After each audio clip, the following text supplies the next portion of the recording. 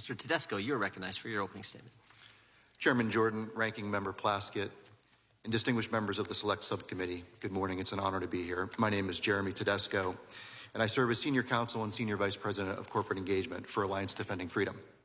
Yesterday, this subcommittee released documents that show that the U.S. Treasury Department's Financial Crimes Enforcement Network colluded with big banks to monitor their customers to identify domestic threats and shared a list of so-called hate groups published by the hyper-partisan Institute for Strategic Dialogue to help them do so.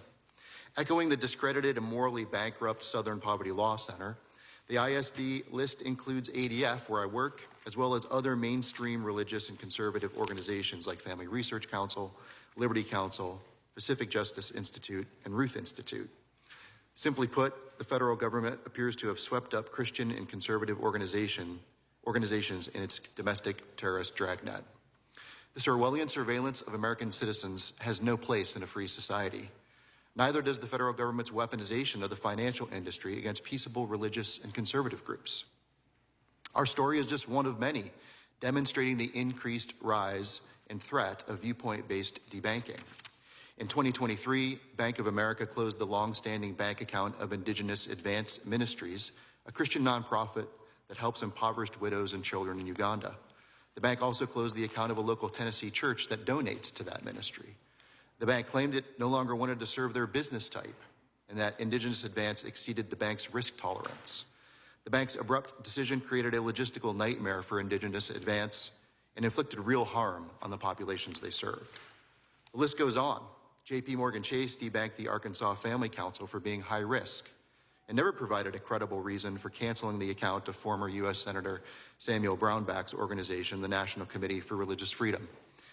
And Wells Fargo denied payment processing to the pro-life group, the Ruth Institute, because it was a hate group. These debanking stories and many more highlight the systemic risk of political and religious bias that pervades the financial industry, particularly at the largest banks and payment processors. These institutions maintain reputational risk policies that allow them unfettered discretion to punish customers who have, in their view, problematic political or religious views. Many also have prohibitions on hate speech and intolerance that require the institution to make subjective and value-based judgments on a customer's viewpoint.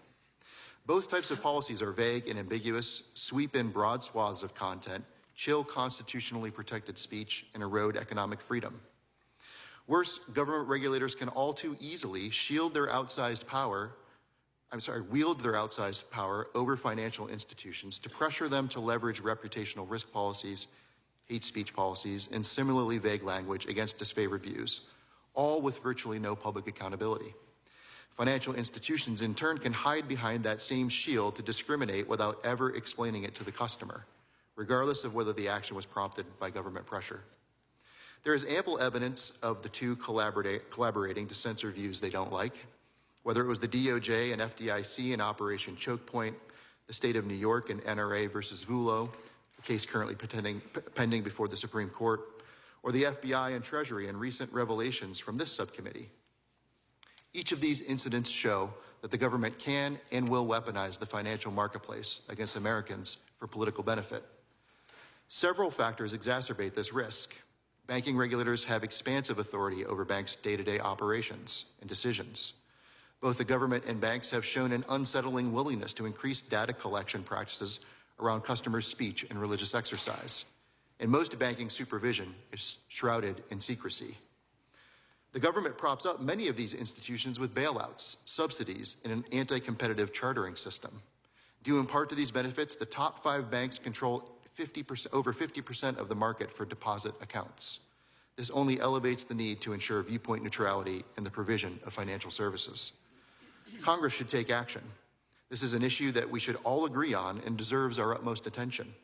We cannot continue to let law enforcement, regulators, and banks that are too big to fail run roughshod over our First Amendment freedoms.